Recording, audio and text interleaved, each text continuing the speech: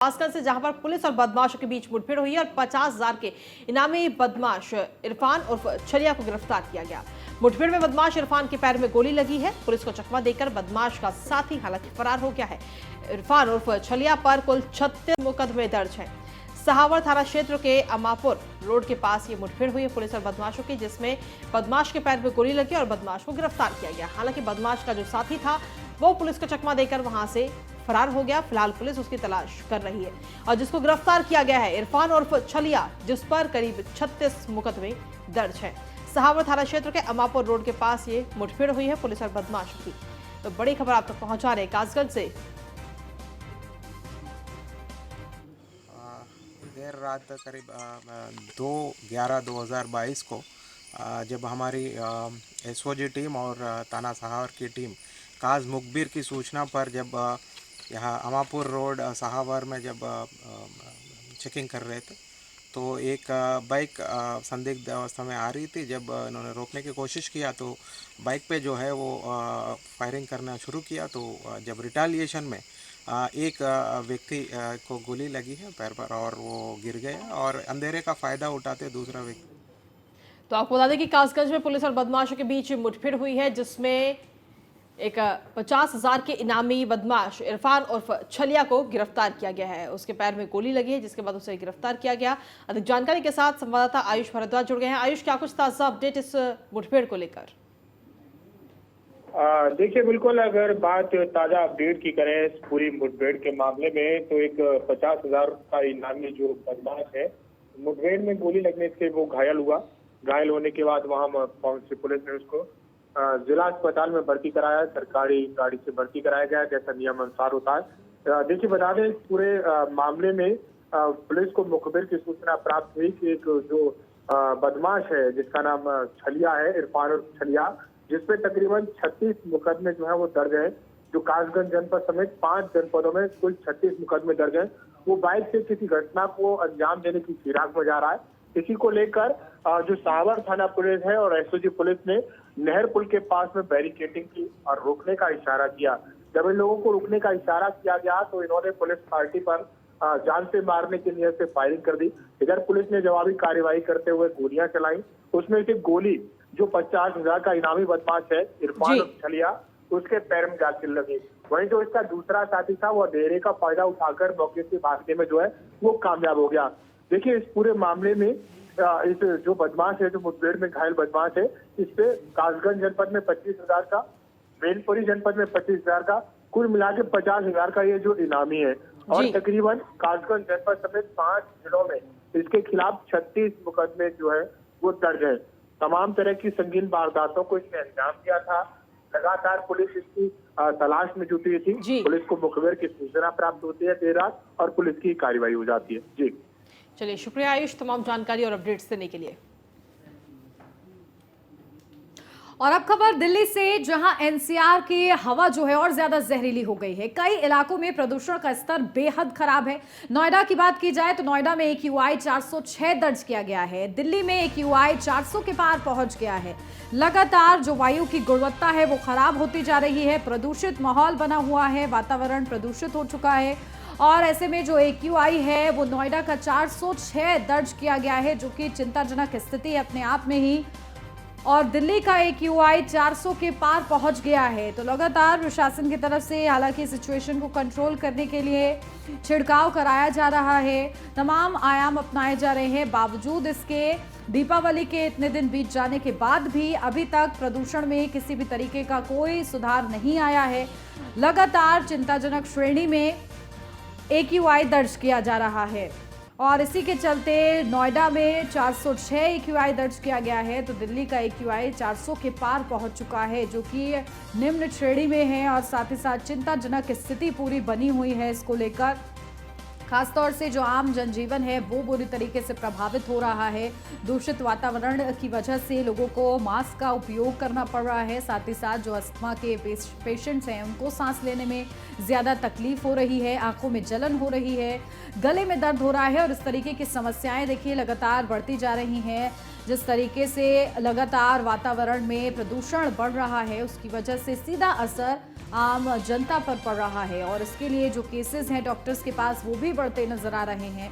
गले दर्द की समस्या लेकर डॉक्टर्स के पास लोग पहुंच रहे हैं, आंखों में जलन की समस्या लेकर लोग पहुंच रहे हैं और इसको लेकर देखिए प्रशासन की तरफ से तमाम इंतजाम किए जा रहे हैं। जगह जगह छिड़काव कराया जा रहा है ताकि थोड़ी राहत मिल सके, लेकिन फिलहाल अभी तक जो AQI है वो ऐसी स्थिति में नहीं आ पाया है जो कि कंट्रोलेबल हो। जहां आपको बता दें AQI 406 दर्ज किया गया है जो कि बेहद ही ज़्यादा चिंताजनक है। तो वहीं दिल्ली का जो AQI है वो 400 के पार पहुंच गया है और इसको लेकर तमाम सुरक्षा के लिए गाइडलाइंस भी जारी की गई हैं। सभी जो जनता है उससे अपील की जा रही है कि मास्क का उपयोग करें। जिनको ज़्यादा तकलीफ है और जो पहले से ही बीमार हैं, जिनको सांस लेने में तकलीफ की समस्या पहले से ही है, वो खास तौर से मास्क का उपयोग करें बाहर आने जाने में।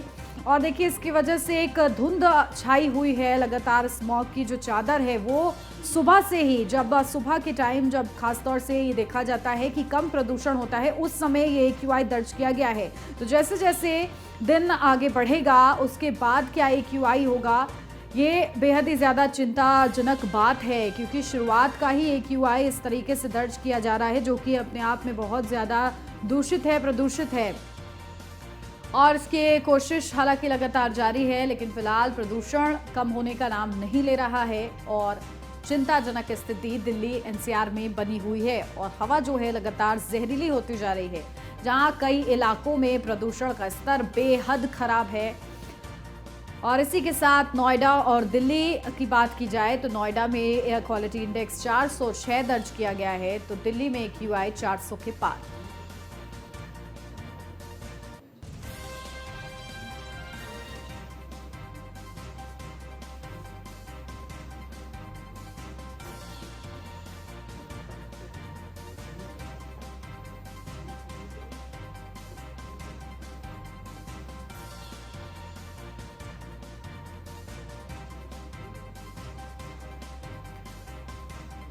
और चलिए सीधा रुख कर लेते हैं, हमारे साथ ग्राउंड जीरो से हमारे संवाददाता जुड़ गए हैं। क्या कुछ स्थिति बनी हुई है अलग अलग जिलों की, सीधा रुख करते हैं। सबसे पहले SK वाजपेयी हमारे साथ लखनऊ से बने हुए हैं, राम जी हमारे संवाददाता कानपुर से जुड़ गए हैं, अतुल हमारे संवाददाता मेरठ से बने हुए हैं, संदीप आगरा से हमारे साथ बने हुए हैं। पहले रुख कर लेते हैं SK का। SK लखनऊ की क्या स्थिति है, क्या कुछ AQI दर्ज किया गया है? हालांकि अगर हम लखनऊ की बात करें तो जो PM पार्टिकल 10 है और PM पार्टिकल 2 है वो लखनऊ का थोड़ा सा बढ़ा हुआ है और अगर हम AQI इंडेक्स की बात करें तो लखनऊ का ऑल ओवर AQI इंडेक्स करीब 161 है। तो निश्चित तौर पर वो नॉर्मल से थोड़ा ज्यादा है, क्योंकि जिस तरीके से दीपावली में बड़े पैमाने पर आतिशबाजी हुई थी जिसके बाद राजधानी लखनऊ पर भी इसका बड़ा असर पड़ा है और कहीं न कहीं अब लगातार नगर निगम की तरफ से जो पानी का छिड़काव है वो लगातार जारी है। साथ ही साथ जो प्रदूषण कारक है, जहां पर मकानों का निर्माण चल रहा है वहां पर भी निर्देश जारी किए गए हैं कि जो ग्रीन कवरिंग है वो पूरी बिल्डिंग पर कराई जाए ताकि कहीं पर भी डस्टिंग ना हो, बाहर ना आए डस्ट, उसको लेकर इंतजाम किया जाए। हालांकि लखनऊ की स्थिति अगर हम NCR या बाकी इलाकों की बात करें तो थोड़ा सा जरूर वहां से ठीक दिखाई दे रही है। जी ठीक है SK, आप लगातार बने रहिए हमारे साथ में। और भी अलग अलग जगह से हमारी टीम इस वक्त जुड़ी हुई है। आगरा से संदीप हमारे साथ जुड़े हैं। सबसे पहले संदीप आपसे जानना चाहेंगे आगरा की क्या कुछ स्थिति है अभी प्रदूषण को लेकर? हवाएं हैं वो जहरीली हो चुकी हैं और आगरा में जगह जगह अगर कह सकते हैं कि खुदाई और कचरा जलाने के कारण प्रदूषण में जबरदस्त उछाल दर्ज किया गया है। वहीं शहर के 10 स्थान ऐसे हैं जहां पर लगभग जो AQI है वो 400 के पार पहुंच गया है, जो लोगों की सेहत के लिए बेहद ही खतरनाक साबित हो सकता है। प्रदूषण बढ़ने से शाम को स्मॉगिंग की चादर छा जाती है और सुबह होते ही धुंध भी देखने को मिलता है। देखिए आपको बताते चले कि बेहद खतरनाक कार्बन मोनोऑक्साइड की मात्रा सामान्य से 34 गुना हो गई है। यही नहीं, शहर में बेहद सूक्ष्म कण पार्टिकुलर मैटर 2.5 की मात्रा 500 के पार चल रही है। वहीं PM10 के कणों की मात्रा में 500 के पार पहुंचने से एकाएक एयर क्वालिटी इंडेक्स में यह बढ़ोतरी दर्ज हुई है। तो वहीं अगर आगरा में अस्पतालों की बात करें तो अस्पतालों में दमा के मरीज सबसे ज्यादा देखे जा रहे हैं। कहीं ना कहीं इसका कारण दीपावली पर जिस तरीके से भारी आतिशबाजी हुई और आगरा में मेट्रो का जो कार्य चल रहा है उसको लेकर भी ये बढ़ोतरी देखी जा रही है। जी बिल्कुल ठीक है संदीप, आप बने रहिए हमारे साथ। राम जी का रुख कर लेते हैं, कानपुर से बने हुए हैं हमारे साथ। राम जी, कानपुर की क्या स्थिति बनी हुई है, किस तरीके से वहां पर प्रशासन जो है ध्यान दे रहा है, छिड़काव करा रहा है? जी बिल्कुल, मैं आपको बता दूं कि जिस तरह हर बार का इस बार भी कानपुर जो AQI है वो 300 के पार है इस वक्त। और सबसे बड़ी दिक्कत ये है कि जो कानपुर जो हवा है वो कहीं ना कहीं जहरीली होती जा रही है। ये इस बार का नहीं, हर बार जब दीपावली का त्योहार आता है, त्योहार में जब पटाखे फोड़े जाते हैं उसका धुआं होता है, उससे कहीं ना कहीं जो जहरीली हवा होती है वो जो हवा होती है और ये खतरनाक साबित होती है।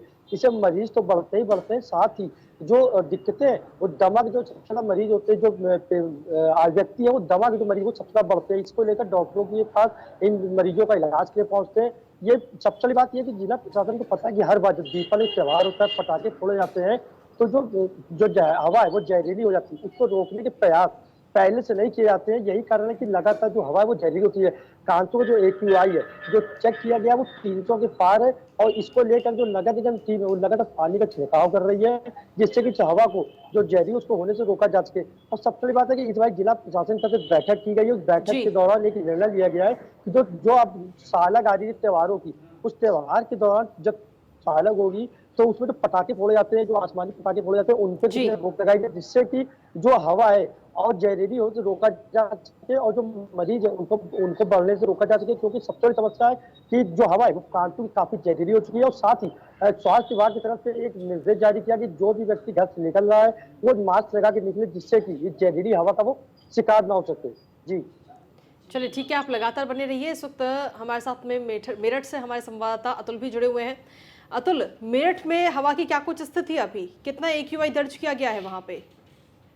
देखिए, लगातार जहरीली सांसों के बीच जिस तरह से आम जनता के लिए परेशानी हो रही है, प्रशासन लगातार प्रयास कर रहा है कि जो जहरीली सांसें हैं उनको कम किया जाए। AQI लेवल की बात की जाए तो 370 से ज्यादा मेरठ में दर्ज किया गया है, जो काफी खतरनाक है। और लगातार प्रदूषण विभाग के जो लोग हैं वो छिड़काव करवा रहे हैं, नगर निगम के लोग लगातार जो छिड़काव करवा रहे हैं जो पेड़ों पर शहर के अंदर। और वहीं प्रशासन के द्वारा जो किसान है उनके लिए साफ तरह से नोटिस जारी करके निर्देशित किया गया है कि किसी भी पराली के खेत में पश्चिम के अंदर आग नहीं लगाई जाए। मेरठ मंडल कमिश्नर ने साफ तौर पर निर्देशित किया है कि जिस तरह से AQI लेवल बढ़ रहा है, जिसके चलते आम जनता के लिए सांस लेने में काफी तकलीफ हो रही है। अस्पतालों के अंदर जो लोग हैं वो आंखों की चिरमराहट को लेकर या फिर सांस लेने में दिक्कत को लेकर के लगातार भीड़ इकट्ठा हो रही है। उसी को लेकर के प्रशासन ने साफ तौर पर निर्देशित किया है कि जिस तरह से AQI लेवल की जो संख्या है, वो जो इंडेक्स है वो बढ़ती जा रही है, उसी को लेकर के विशेष ध्यान दिया जाए। लगातार जिस तरह से प्रशासन हरकत में आने के बाद जो AQI लेवल है वो अब फिलहाल की स्थिति में बात की जाए, पहले 2 दिन की बात की जाए या फिर आज की बात की जाए, तो थोड़ा डाउन हुआ है। क्योंकि लगातार प्रशासन क्षेत्र के अंदर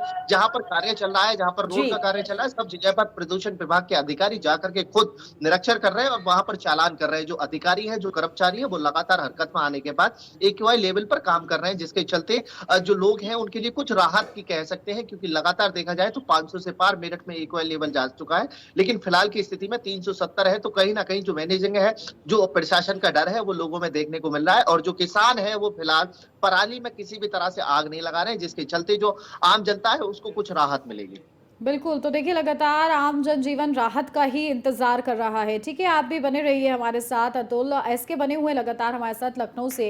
SK देखिए, लगातार आप ग्राउंड जीरो पर कवरेज करते रहते हैं और इस दौरान जिस तरीके से डेंगू और मलेरिया के माफ कीजिएगा मामले सामने आ रहे हैं, उसी को ध्यान में रखते हुए जब डॉक्टर से प्रतिक्रिया ली गई तो क्या बढ़ते प्रदूषण की वजह से इस तरीके की समस्याएं आ रही हैं कि लोगों को आंख में जलन हो रही है, गले में दर्द हो रहा है? क्योंकि ये मुख्य सिम्टम सामने आ रहे हैं दिल्ली NCR में।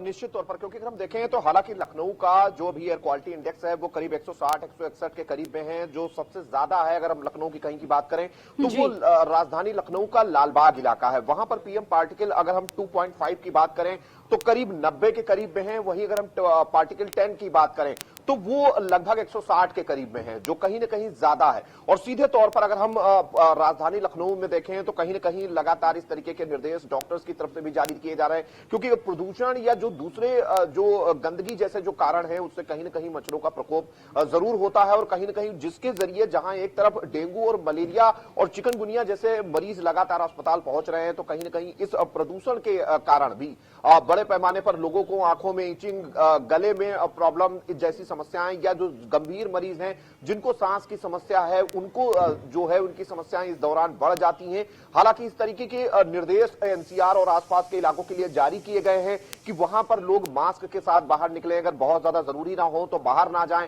हालांकि नगर निगम की तरफ से पानी और दूसरे छिड़काव के जरिए लगातार कोशिश की जा रही है कि इसको जो प्रदूषण का स्तर है इसको कम किया जाए, और खासतौर पर जो प्रदूषण के कारक हैं जिसमें वाहन है या फिर जहां पर बड़े पैमाने पर इंडस्ट्रीज हैं या निर्माण चल रहा है जहां पर, वहां पर चीजों को व्यवस्थित ढंग से किया जाए ताकि जो कार्बन का उत्सर्जन है वो कहीं ना कहीं कम हो, और कोशिश की जाए कि जो पीएम पार्टिकल 2.5 है और 10 है उसको कम कराया जाए। लोगों से भी लगातार अपील की जा रही, खासतौर पर किसानों से, क्योंकि ये ऐसा वक्त होता है जब ठंड धीरे धीरे बढ़ रही होती है तो कहीं ना कहीं उसकी भी धुंध होती है, और बड़े पैमाने पर एनसीआर और आसपास के जो जिले हैं वहां पर पराली को लेकर भी कहीं ना कहीं बड़ी दिक्कतें होती हैं, जिसको लेकर उत्तर प्रदेश सरकार की तरफ से भी निर्देश जारी किए गए हैं कि कहीं पर भी किसानों को पराली ना जलाने दी जाए। हालांकि बहुत कठोर एक्शन की बात नहीं उत्तर प्रदेश सरकार की तरफ से कही गई है, लेकिन यह जरूर कहा गया है कि किसानों को किसी भी स्थिति में पराली जलाने से रोका जाए, उनको जागरूक किया जाए, उनको इसके नुकसान के बारे में बताया जाए, ताकि दिल्ली और एनसीआर के जो आसपास के जिले हैं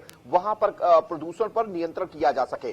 चूंकि अभी कुछ दिन पहले ही दीपावली का पर्व था, तो ये एक बड़ी वजह होती है जब बड़े पैमाने पर पटाखों का प्रयोग होता है, तो कहीं ना कहीं उससे लगातार जो एक्यूआई इंडेक्स है या पार्टिकल 2.5 या पार्टिकल जो 10 है वो जरूर बढ़ता है। हर साल लगभग इस तरीके की स्थिति कमोबेश एनसीआर और आसपास के इलाकों की होती है। हालांकि अगर हम राजधानी लखनऊ की बात करें तो बेहतर हम नहीं कह सकते हैं, लेकिन यह जरूर है कि अगर हम एनसीआर या आसपास के इलाकों की बात करें तो वहां से जरूर स्थितियां थोड़ा सा ठीक हैं। हालांकि उत्तर प्रदेश सरकार की तरफ से इस तरीके के दिशा निर्देश संबंधित उन जिलों को भेजे गए हैं जहां पर ज्यादा समस्या है, खासतौर पर अगर हम बात करें अलीगढ़ की, बुलंदशहर की, हापुड़ की, या नोएडा, ग्रेटर नोएडा, गाजियाबाद जैसे जो जिले हैं, मेरठ जैसे जो जिले हैं उनको लेकर। जी चलिए, शुक्रिया आप सभी का तमाम जानकारी और अपडेट्स देने के लिए। और अब खबर बरेली से, जहां बरेली दौरे पर बीजेपी अध्यक्ष भूपेंद्र सिंह चौधरी, जहां बरेली में कई कार्यक्रमों में वो शामिल होंगे, पार्टी पदाधिकारियों और कार्यकर्ताओं के साथ मुलाकात भी करेंगे।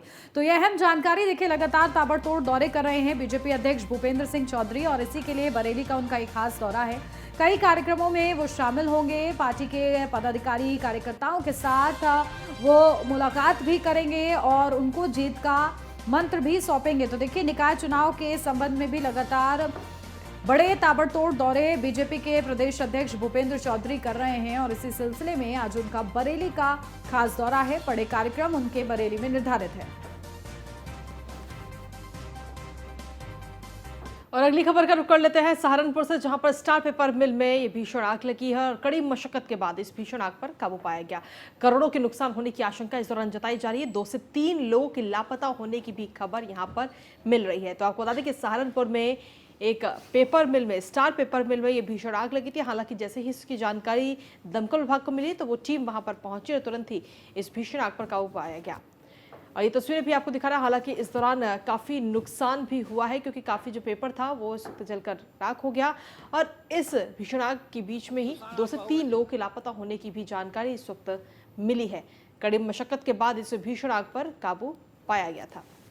सहारनपुर की ये तस्वीरें आपको दिखा रहे हैं, जहां पर स्टार पेपर मिल में अचानक ही भीषण आग लगी। और हालांकि आग किस वजह से लगी है, उसका कारण क्या है, इसका खुलासा भी नहीं हो पाया है। लेकिन जब ये भीषण आग लगी तो कड़ी मशक्कत के बाद इस भीषण आग पर काबू पाया गया। और फिलहाल 2 से 3 लोग इस वक्त लापता भी बताए जा रहे हैं।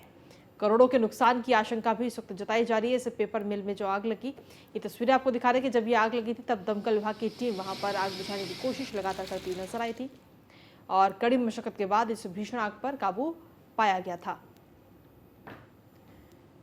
तो लगातार सहारनपुर से तस्वीरें इस वक्त आपको दिखा रहे हैं, स्टार पेपर मिल, जहां पर अचानक ये भीषण आग लगी। हालांकि आग किस वजह से लगी इसका खुलासा भी नहीं हो पाया है।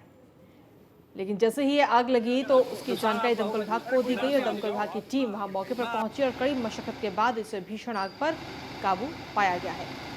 इसी बीच करोड़ों के नुकसान की आशंका इस दौरान इस आग की वजह से जताई जा रही है। हालांकि इस बीच 2 से 3 लोग के लापता होने की भी जानकारी इस वक्त निकलकर सामने आई है। तो सहारनपुर की ये तस्वीरें सहारनपुर के स्टार पेपर मिल जहां पर ये भीषण आग लगी थी। साथ ही आपको बता दें कि करोड़ों के नुकसान हुआ है इस भीषण आग की वजह से। फिलहाल आग के कारणों का भी कोई खुलासा नहीं हो पाया है। अधिक जानकारी के साथ संवाददाता मनोज मिश्रा जुड़ गए हैं। मनोज, ये भीषण आग लगी, लेकिन आग किस वजह से लगी इसका खुलासा अभी तक हो पाया है? बिल्कुल, ये स्टार पेपर मिल में आग लगी है, लेकिन अभी इसका आग कैसे लगी इसका कुछ पता नहीं चल पाया है। रात लगभग 1 और 2 बजे के बीच में अचानक आग लगी, जो फिनिशिंग प्लांट बोलते हैं अंदर कुछ टाइप का, तो उसमें आग लगी और लगने के बाद वो इतना विकराल रूप ले गई कि अंदर जो काम कर रहे थे भगदड़ मच गई। कई 3 से 4 मजदूरों के मिसिंग की सूचना है जो मिल नहीं रहे हैं, और एक की मौत सूचना आ रही है, लेकिन अभी आधिकारिक रूप से इसकी पुष्टि नहीं हुई है, क्योंकि अंदर आग इतनी है कि जो फायर कर्मी जो रात से लगे हुए हैं वो अब तक आग तपिश कम नहीं हुई है, वो अंदर नहीं घुस पा रहे हैं, और मीडिया कर्मियों को भी अंदर जाने नहीं दिया जा रहा है। इसका जो स्टार पेपर मिल का जो प्रशासन है उसने गेट पे अपने गार्ड बैठा रखे हैं, किसी को अंदर घुसने की भी अनुमति नहीं हो पा रही है। बाहर से ही जो हम जितना कवर कर सके, और जो हमारे दमकल कर्मी अंदर लगे हुए उनसे संपर्क में रहे, और कुछ जो अंदर से विजुअल आए हैं वो जो हम टीवी पर चल रहे हैं ये अंदर से आए हुए विजुअल हैं। और जो आज सुबह की जो शिफ्ट थी उसको भी फिलहाल इन्होंने रोक दिया है, काम रुका हुआ है, और ज्यादा जल्दी से जल्दी आग पर नियंत्रण करके प्रयास किया जा रहा है कि जो सारा काम शुरू किया जाए। और ये जो आग लगी है इससे करोड़ों रुपए का नुकसान हुआ है, और इस रूप में क्या हुआ, असल वजह क्या थी, किसकी लापरवाही से इतनी बड़ी घटना घटी, इस बारे में अभी तक स्टार पेपर मिल की तरफ से प्रबंधक का कोई भी बयान नहीं आया है, और जिला प्रशासन भी अभी कह रहा है कि हम जांच कर रहे हैं, पता चलेगा तो आधिकारिक रूप से इसकी पुष्टि की जाएगी कि वजह क्या रही और कितने इसमें कैजुअल्टी हुई है। जी चलिए, ठीक है, शुक्रिया तमाम जानकारी देने के लिए मनोज। और अब खबर लखनऊ से, जहां एक बार फिर यूपी पुलिस की बड़ी लापरवाही सामने आई, जहां इलाज कराने आया कैदी अस्पताल से फरार हो गया। शताब्दी अस्पताल में भर्ती विश्वभर यादव फरार हो गया है, जहां 20 अक्टूबर को अस्पताल में भर्ती कराया गया था। शाहजहांपुर जेल से लाया गया था विश्वभर यादव को, कैंसर का इलाज कराने के लिए भर्ती कराया था। लखीमपुर का रहने वाला कैदी विश्वभर यादव बताया जा रहा है, जो कि अस्पताल से इलाज के बहाने फरार हो गया है। तो 20 अक्टूबर को अस्पताल में भर्ती कराया गया था इस कैदी को, जिसको कैंसर की समस्या बताई जा रही है, और उसका इलाज के लिए वो पहुंचा था अस्पताल, जहां से फरार होने का ये पूरा मामला सामने आया है। बड़ी लापरवाही सामने आई है, और इसके बाद लगातार कैदी की तलाश फिलहाल जारी है, जो कि फरार हो चुका है, लेकिन लखीमपुर का रहने वाला कैदी विश्वभर यादव बताया जा रहा है।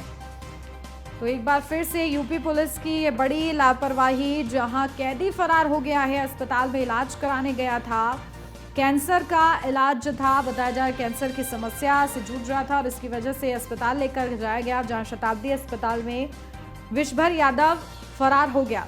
अपडेट देते हमारे संवाददाता नीलेश चौहान हमारे साथ जुड़ गए हैं। नीलेश, क्या जानकारी? देखिए, बताया जा रहा है कैदी फरार हो गया है, कैंसर की समस्या थी, क्या कुछ और अपडेट मिल रही है फिलहाल इस पूरे मामले पर? देखिए, एक बार फिर से यूपी पुलिस की बड़ी लापरवाही सामने आई है, जहां पर इलाज कराने जो कैदी को लाया गया था लखनऊ, अस्पताल से फरार हो गया। चौक के शताब्दी अस्पताल में भर्ती कराया गया था कैदी को, जहां पर उसका इलाज चल रहा था। ज्यादा हालात खराब होने के कारण 20 अक्टूबर को लखनऊ का जो केजीएमयू का शताब्दी सेंटर है वहां पर भर्ती कराया गया था, और देर रात वो जो है फरार हो गया। कैंसर के इलाज के लिए जो है इसको यहाँ भर्ती कराया गया था। शाहजहांपुर में गंभीर धाराओं में जो कैदी था वो जेल में बंद था, जिसके बाद जब उसकी हालत खराब हुई उसके बाद उसको लखनऊ लाया गया, और लखनऊ के केजीएमयू में उसका कैंसर का इलाज कराया जा रहा था। लेकिन जिस तरीके से वो फरार हो गया, कहीं ना कहीं जिन पुलिस कर्मियों की ड्यूटी लगाई गई थी कि उसको सुरक्षा मुहैया कराएंगे, कहीं पर वो भागने ना पाए, लेकिन वो उस समय कहाँ मौजूद थे, अभी इस पर भी जांच पड़ताल जारी है। अब देखना होगा जो फरार बिल्कुल, देखिए बड़ी लापरवाही नीलेश इस पूरे मामले से उजागर हो रही है यूपी पुलिस की, क्या कार्रवाई होती है देखना होगा। बने रहिएगा आप हमारे साथ नीलेश। और अगली खबर का रुख करते हैं लखनऊ से, जहां पर विकास दुबे की गैंग के खिलाफ ईडी लगातार शिकंजा कस रही है। 10 करोड़ 12 लाख की 28 संपत्तियां जब्त की गई हैं, जिसमें कानपुर और लखनऊ में ये संपत्तियां जब्त की गई हैं। विकास दुबे और जयकांत वाजपेयी की ये प्रॉपर्टी है। यूपी पुलिस भी विकास दुबे गैंग से जुड़ी कई प्रॉपर्टी जब्त कर चुका है। 9 मई को 23 संपत्तियों को जब्त किया गया था। वहीं 67 करोड़ की संपत्तियों पर कानपुर जिला प्रशासन ने ये कार्रवाई की है। विकास दुबे के खजांची जय वाजपेयी को भी भू माफिया घोषित किया गया था। तो इसकी बड़ी खबर आप तक पहुंचा रहे हैं। विकास दुबे के जितने भी सहयोगी, उसके गैंग के जितने भी लोग थे, उनके खिलाफ अब लगातार ये शिकंजा कसा जा रहा है। अधिक जानकारी के साथ नीलेश हमारे साथ बने हुए हैं। नीलेश, क्या कुछ ताजा अपडेट मिल रही है इस पर? जो है बहुत ही चर्चाओं में रहा था, जिसका मुख्य आरोपी विकास दुबे था, जिसके जो करीबी थे, जो गैंग के लोग थे, अब उनकी संपत्तियों पर भी ईडी कार्रवाई कर रही है। कल की बात करें तो कहीं ना कहीं 10 करोड़ 12 लाख रुपए की संपत्तियों पर ईडी ने अपना शिकंजा कसा है। कानपुर लखनऊ में प्रॉपर्टियां जब्त की गई हैं। विकास दुबे और जयकांत वाजपेयी की प्रॉपर्टियों पर ईडी ने अपना शिकंजा कसा। इससे पहले भी यूपी पुलिस प्रशासन ने विकास दुबे गैंग से जुड़े प्रॉपर्टी को जब्त कर चुका है। 9 मई 2022 को विकास दुबे के रिश्तेदार की 23 संपत्तियों को जब्त किया गया था। तकरीबन 67 करोड़ रुपए की इन संपत्तियों पर कानपुर जिला प्रशासन ने कार्रवाई की थी। वहीं अगर हम बात करें तो अब ईडी भी लोगों के ऊपर शिकंजा कसता हुआ नजर आ रहा है। इससे पहले जो विकास दुबे का खजांची था जय वाजपेयी, उसको भी भूमाफिया घोषित करने की कार्रवाई पुलिस प्रशासन और जिला प्रशासन की तरफ से की गई थी, लेकिन इस बार जो है अब ईडी की कार्रवाई की जद में इनके गैंग के लोग हैं और 10 करोड़ 12 लाख रुपए की संपत्तियां ईडी के द्वारा जब्त की गई। चलिए, शुक्रिया नीलेश तमाम जानकारी और अपडेट्स देने के लिए। और अब खबर ग्रेटर नोएडा से, जहां बदमाश और पुलिस के बीच मुठभेड़ हुई। कार लूटने वाले 2 बदमाश को गोली लगी है। घायल बदमाशों को अस्पताल में भर्ती कराया गया है। बदमाशों के कब्जे से 2 अवैध तमंचा और कार बरामद की गई है। थाना दनकौर पुलिस लगातार तलाश कर रही है। तो देखिए, घायल बदमाशों को अस्पताल में भर्ती कराया गया है।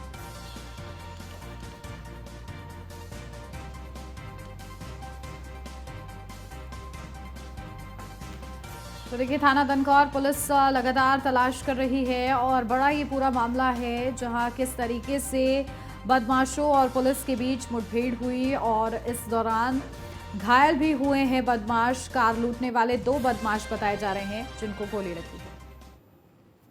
तो गाड़ी को बहुत तेज़ी से एक तरफ ले जा करके बदमाशों के द्वारा फायरिंग की गई। फायरिंग में 2 बदमाश के पैर में गोली लगी है, जिसमें एक का नाम अनुज और दूसरे का नाम बबली है। एक बदमाश अंधेरे का लाभ उठाकर भागा, जिसको हमारी टीम के द्वारा घेर करके उसको पकड़ा गया। उसका नाम हनुमान है। एक बदमाश। और इसी के साथ इस बुलेटिन में हमारे साथ फिलहाल बस इतना ही। खबरों का सिलसिला आगे भी जारी रहेगा। बने रहिए न्यूज़ 1 इंडिया के साथ।